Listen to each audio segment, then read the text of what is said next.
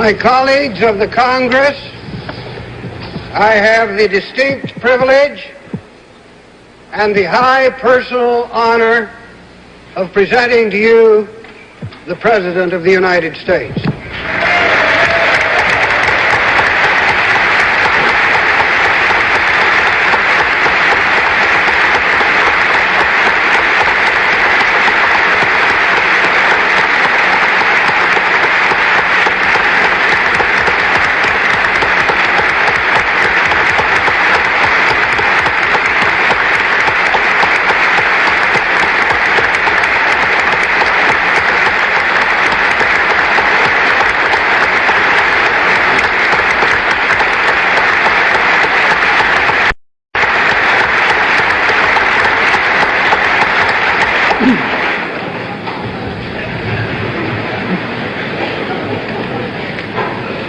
Mr. Speaker, Mr. Vice President, members of the 94th Congress, and distinguished guests.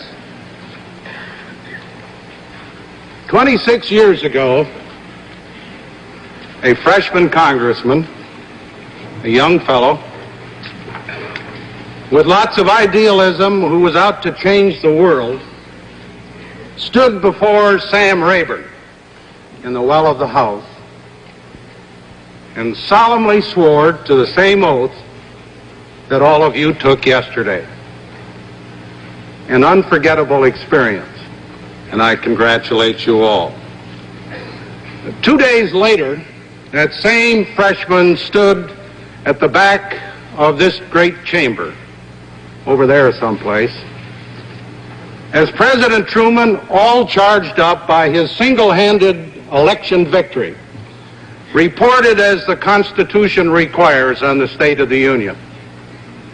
When the bipartisan applause stopped, President Truman said, "I am happy to report to the 81st Congress that the State of the Union is good. Our nation is better able than ever before to meet the needs of the American people and to give them their fair chance in the pursuit of happiness. It is foremost among the nations of the world in the search for peace." Today, that freshman member from Michigan stands where Mr. Truman stood. And I must say to you that the State of the Union is not good. Millions of Americans are out of work. Recession and inflation are eroding the money of millions more. Prices are too high and sales are too slow. This year's federal deficit will be about $30 billion. Next year's probably $45 billion. The national debt will rise to over $500 billion. Our plant capacity and productivity are not increasing fast enough. We depend on others for essential energy. Some people question their government's ability to make hard decisions and stick with them. They expect Washington politics as usual.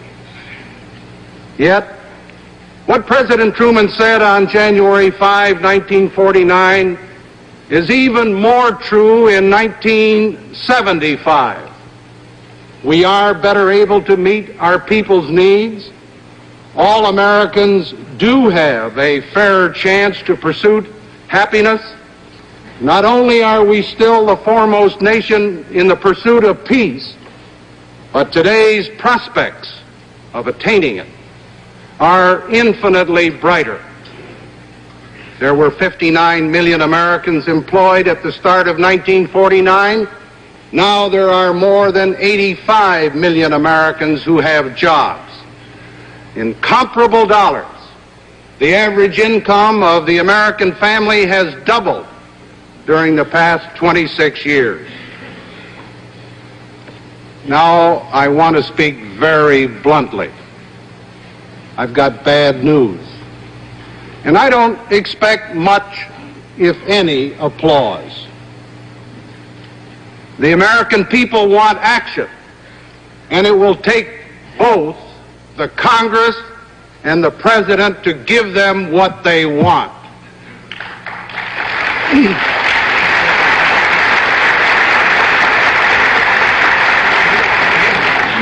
Progress and solutions can be achieved, and they will be achieved. My message today is not intended to address all of the complex needs of America. I will send separate messages making specific recommendations for domestic legislation, such as the extension of general revenue sharing and the Voting Rights Act. The moment has come to move in a new direction. We can do this by fashioning a new partnership between the Congress on the one hand, the White House on the other, and the people we both represent. Let us mobilize the most powerful and most creative industrial nation that ever existed on this earth to put all our people to work. The emphasis on our economic efforts must now shift from inflation to jobs, to bolster business and industry and to create new jobs. I propose a one-year tax reduction of $16 billion. 3/4 would go to individuals and 1/4 to promote business investment. This cash rebate to individuals amounts to 12% of 1974 tax payments, a total cut of $12 billion, with a maximum of $1,000 per return. I call on the Congress to act by April 1st.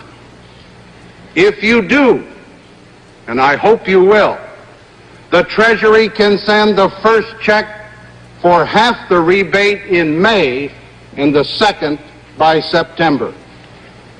The other 1/4 of the cut, about $4 billion, will go to business, including farms, to promote expansion and to create more jobs. The one-year reduction for businesses would be in the form of a liberalized investment tax credit, increasing the rate to 12% for all business. This tax cut does not include the more fundamental reforms needed in our tax system, but it points us in the right direction, allowing taxpayers rather than the government to spend their pay. Cutting taxes now is essential if we are to turn the economy around. A tax cut offers the best hope of creating more jobs. Unfortunately, it will increase the size of the budget deficit. Therefore, it is more important than ever that we take steps to control the growth of federal expenditures. Part of our trouble is that we have been self-indulgent.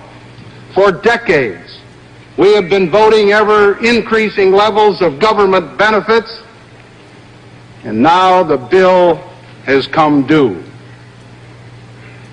We have been adding so many new programs that the size and the growth of the federal budget has taken on a life of its own.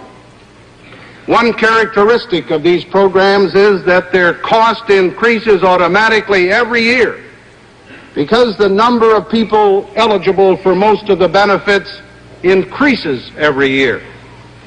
When these programs were enacted, there's no dollar amount set. No one knows what they will cost. All we know is that whatever they cost last year, they will cost more next year. It's a question of simple arithmetic. Unless we check the excessive growth of federal expenditures or impose on ourselves matching increases in taxes, we will continue to run huge inflationary deficits in the federal budget. If we project the current built-in momentum of federal spending through the next 15 years, state, federal, and local government expenditures could easily comprise half of our gross national product. This compares with less than a third in 1975. I've just concluded the process of preparing the budget submissions for fiscal year 1976. In that budget, I will propose legislation to restrain the growth of a number of existing programs. I have also concluded that no new spending programs can be initiated this year except for energy.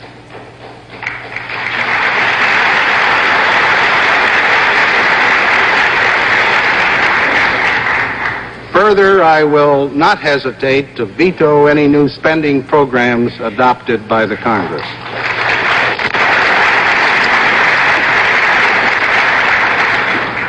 As an additional step toward putting the federal government's house in order, I recommend a 5% limit on federal pay increases in 1975.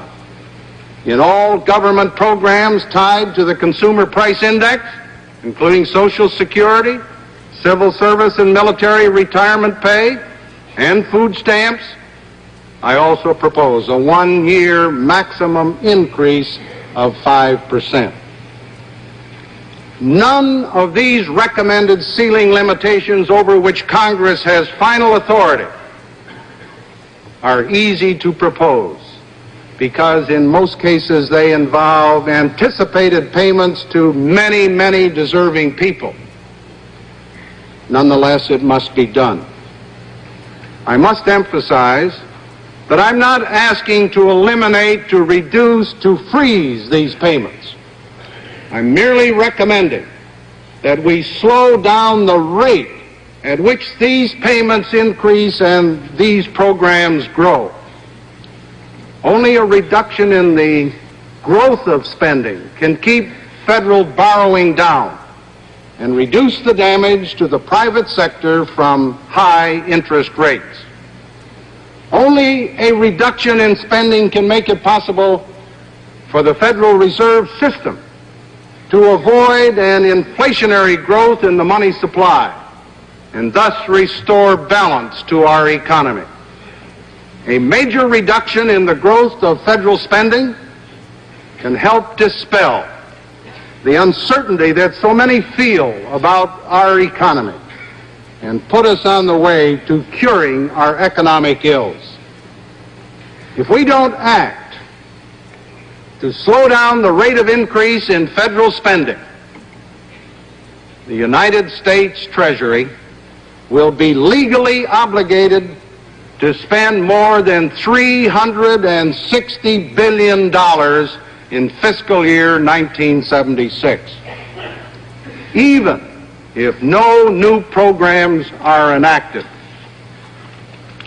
These are not matters of conjecture or prediction, but again a matter of simple arithmetic. The size of these numbers and their implications for our everyday life and the health of our economic system are shocking. I submitted to the last Congress a list of budget deferrals and rescissions. There will be more cuts recommended in the budget that I'll submit. Even so, the level of outlays for fiscal year 1976 is still much, much too high. Not only is it too high for this year, but the decisions we make now will inevitably have a major and growing impact on expenditure levels in future years. I think this is a very fundamental issue that we, the Congress, and I must jointly solve.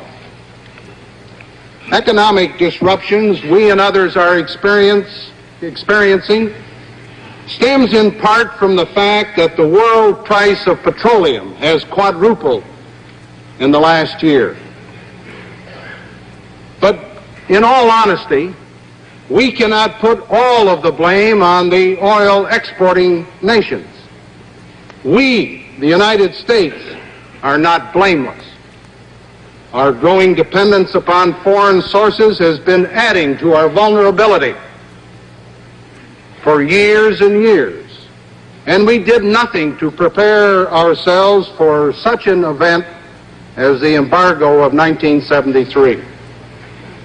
During the 1960s, this country had a surplus capacity of crude oil, which we were able to make available to our trading partners whenever there was a disruption of supply. This surplus capacity enabled us to influence both supplies and prices of crude oil throughout the world. Our excess capacity neutralized any effort at establishing an effective cartel, and thus the rest of the world was assured of adequate supplies of oil at reasonable prices. By 1970, our surplus capacity had vanished, and as a consequence, the latent power of the oil cartel could emerge in full force. Europe and Japan, both heavily dependent on imported oil, now struggle to keep their economies in balance. Even the United States, our country, which is far more self-sufficient than most other industrial countries, has been put under serious pressure. I am proposing a program which will begin to restore our country's surplus capacity in total energy. In this way, we will be able to assure ourselves reliable and adequate energy and help foster a new world energy stability for other major consuming nations. But this nation, and in fact the world, must face the prospect of energy difficulties between now and 1985. This program will impose burdens on all of us with the aim of reducing our consumption of energy and increasing our production. Great attention has been paid to the considerations of fairness, and I can assure you that the burdens will not fall more harshly on those less able to bear them. I'm recommending a plan to make us invulnerable to cutoffs of foreign oil. It will require sacrifices, but and this is most important, it will work. I have set the following national energy goals to assure that our future is as secure and as productive as our past. First, we must reduce oil imports by 1 million barrels per day by the end of this year and by 2 million barrels per day by the end of 1977. Second, we must end vulnerability to economic disruption by foreign suppliers by 1985. Third, we must develop our energy technology and resources so that the United States has the ability to supply a significant share of the energy needs of the free world by the end of this century. To attain these objectives, we need immediate action to cut imports. Unfortunately, in the short term, there are only a limited number of actions which can increase domestic supply. I will press for all of them. I urge quick action on the necessary legislation to allow commercial production at the Elks Hill, California Naval Petroleum Reserve.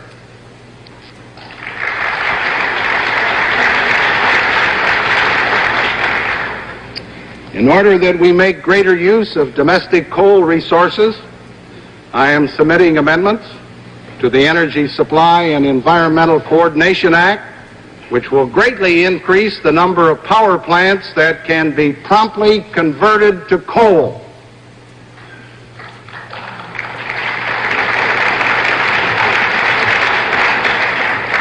Obviously, voluntary conservation continues to be essential, but tougher programs are needed and needed now.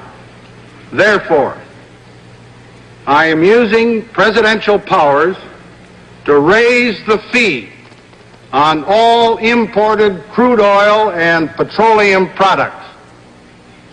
Crude oil fee levels will be increased $1 per barrel on February 1st, by $2 per barrel on March 1st, and by $3 per barrel on April 1st. I will take actions to reduce undue hardships on any geographical region. The foregoing are interim administrative actions.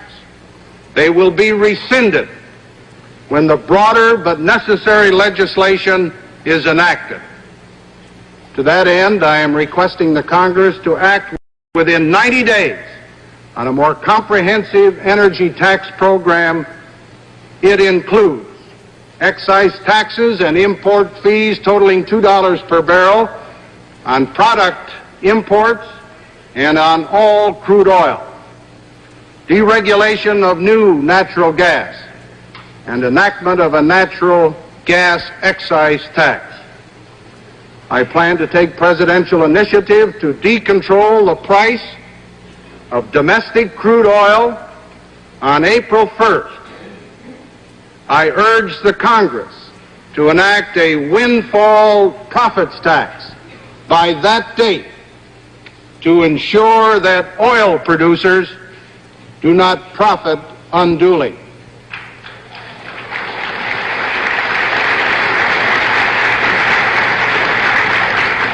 The sooner Congress acts, the more effective the oil conservation program will be, and the quicker the federal revenues can be returned to our people.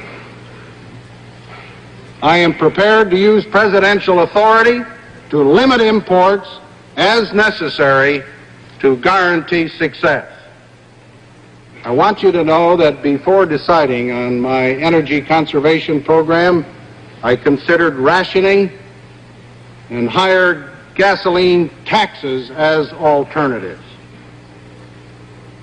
In my judgment, neither would achieve the desired results, and both would produce unacceptable inequities.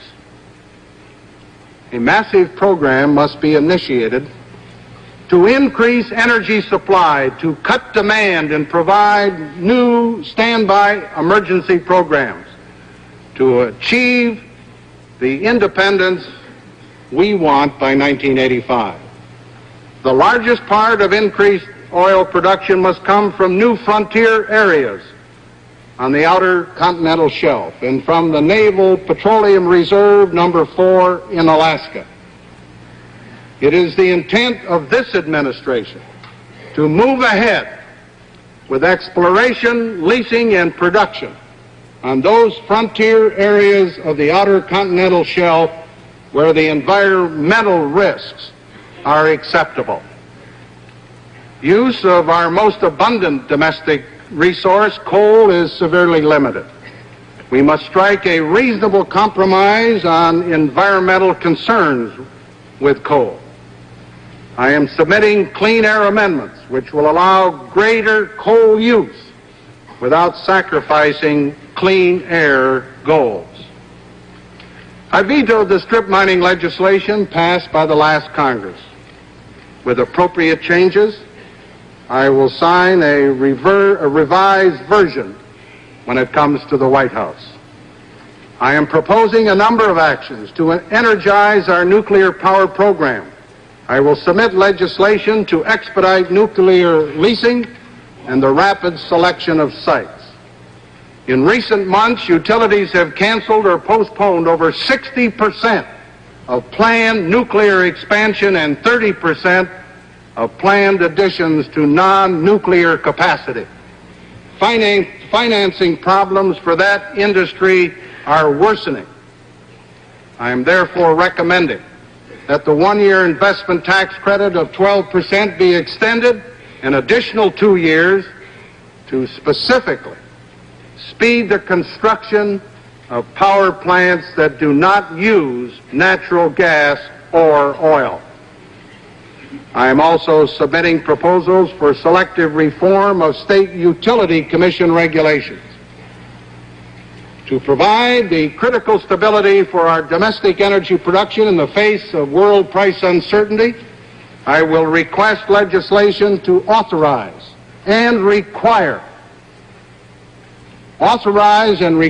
tariffs, import quotas, or price floors to protect our energy prices at levels which will achieve energy independence.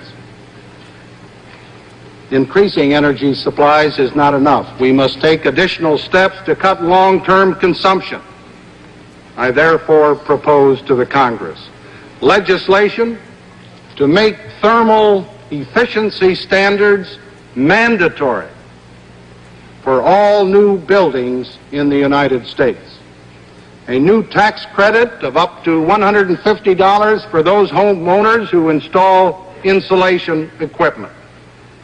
The establishment of an energy conservation program to help low-income families purchase insulation supplies.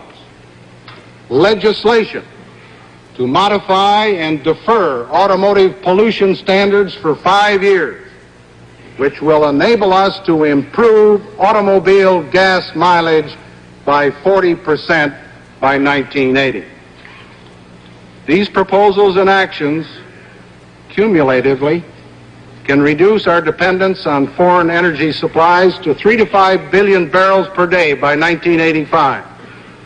To make the United States invulnerable to foreign disruption, I propose standby emergency legislation and a strategic storage program of 1 billion barrels of oil for domestic needs and 300 million barrels for national defense purposes. I will ask for the funds needed for energy research and development activities. I have established a goal of 1 million barrels of synthetic fuels and shale oil production per day by 1985, together with an incentive program to achieve it. I have a very deep belief in America's capabilities. Within the next 10 years, my program envisions 200 major nuclear power plants, 250 major new coal mines, 150 major coal-fired power plants, 30 major new refineries, 20 major new synthetic fuel plants, the drilling of many thousands of new oil wells, the insulation of 18 million homes, and the manufacturing and the sale of millions of new automobiles, trucks, and buses that use much less fuel.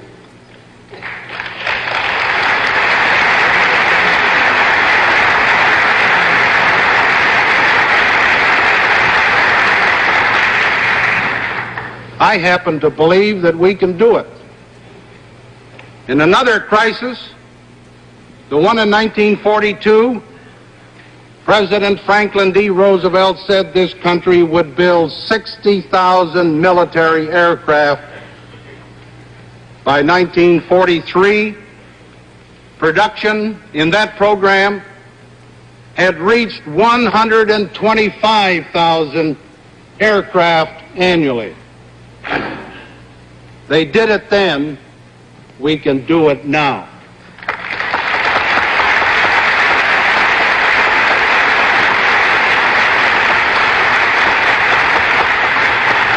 If the Congress and the American people will work with me to attain these targets, they will be achieved and will be surpassed. From adversity, let us seize opportunity. Revenues of some $30 billion from higher energy taxes designed to encourage conservation must be refunded to the American people in a manner which corrects distortions in our tax system wrought by inflation.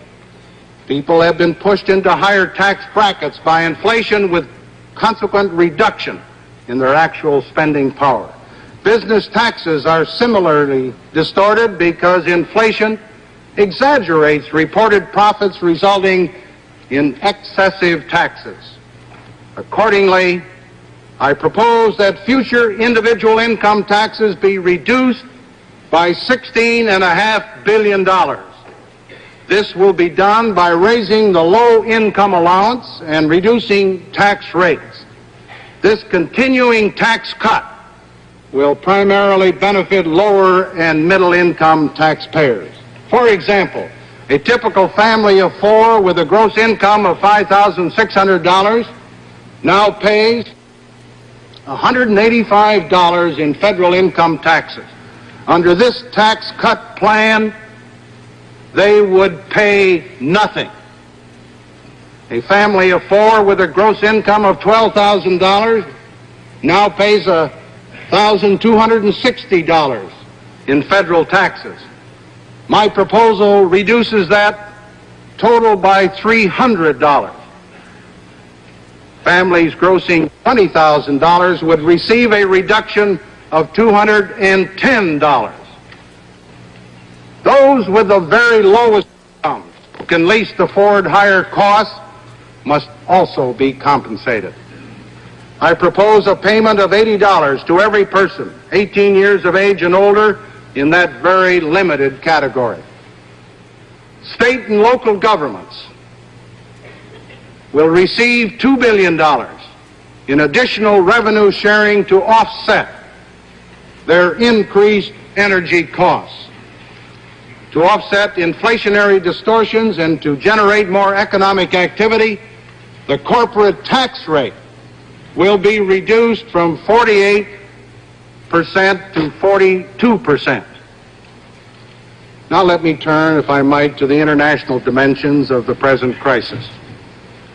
At no time in our peacetime history has the state of the nation depended more heavily on the state of the world. And seldom, if ever, has the state of the world depended more heavily on the state of our nation. The economic distress is global. We will not solve it at home unless we help to remedy the profound economic dislocation abroad. World trade and monetary structure provides markets, energy, food, and vital raw materials for all nations. This international system is now in jeopardy. This nation can be proud of significant achievements in recent years in solving problems and crises. The Berlin Agreement, the SALT agreements, our new relationship with China, the unprecedented efforts in the Middle East are immensely encouraging. But the world is not free from crisis. In a world of 150 nations where nuclear technology is proliferating and regional conflicts continue, international security cannot be taken for granted. So let there be no mistake about it. International cooperation is a vital factor of our lives today.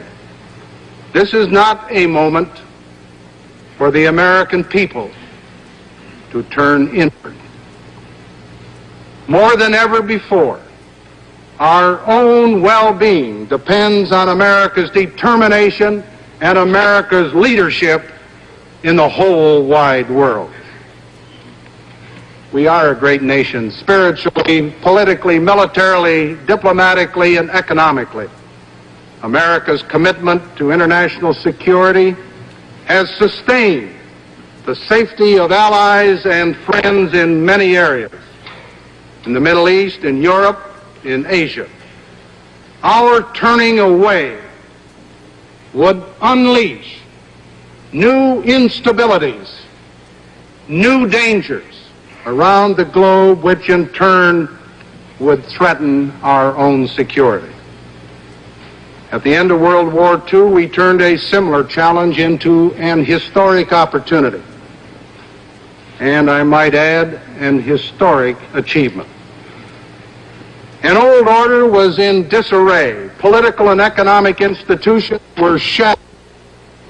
In that period, this nation and its partners built new institutions, new mechanisms of mutual support and cooperation. Today, as then, we face an historic opportunity.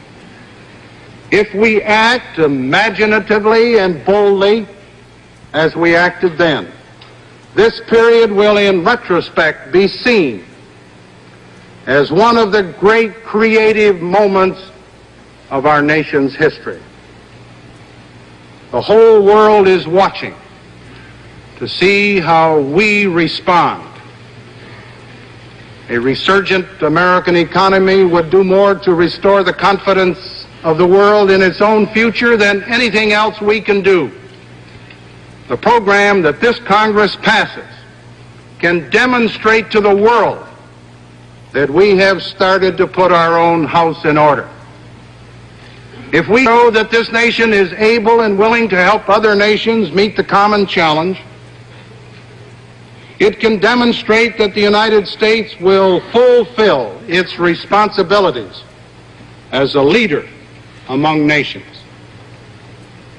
Quite frankly, at stake is the future of industrialized democracies, which have perceived their destiny in common and sustained it in common for 30 years.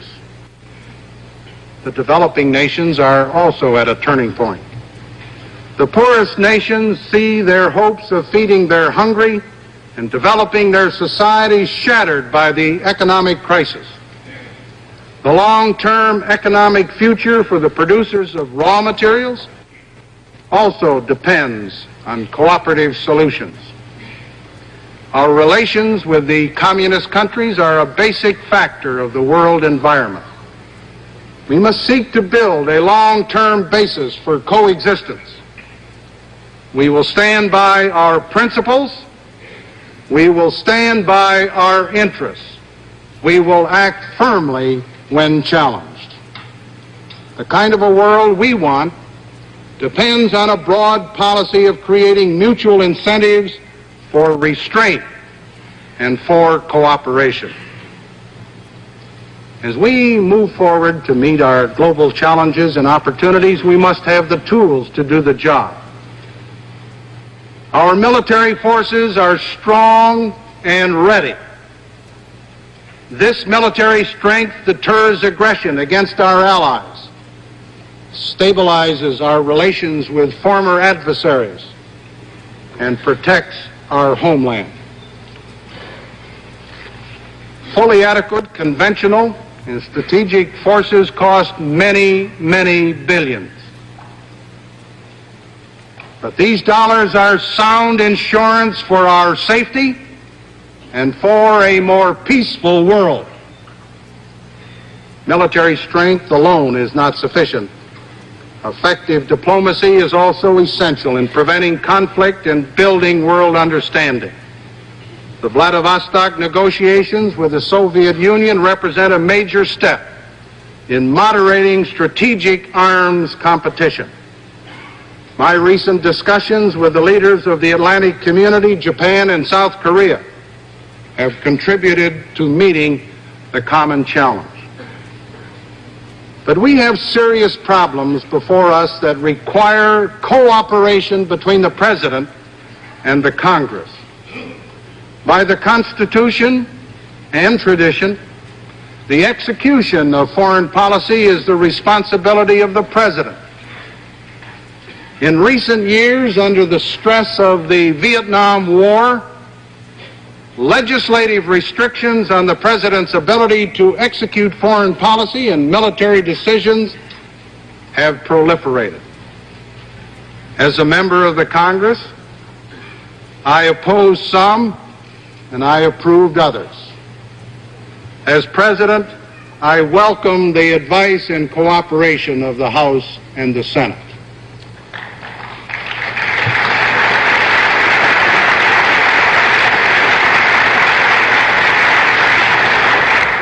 But if our foreign policy is to be successful, we cannot rigidly restrict in legislation the ability of the President to act. The conduct of negotiations is ill-suited to such limitations.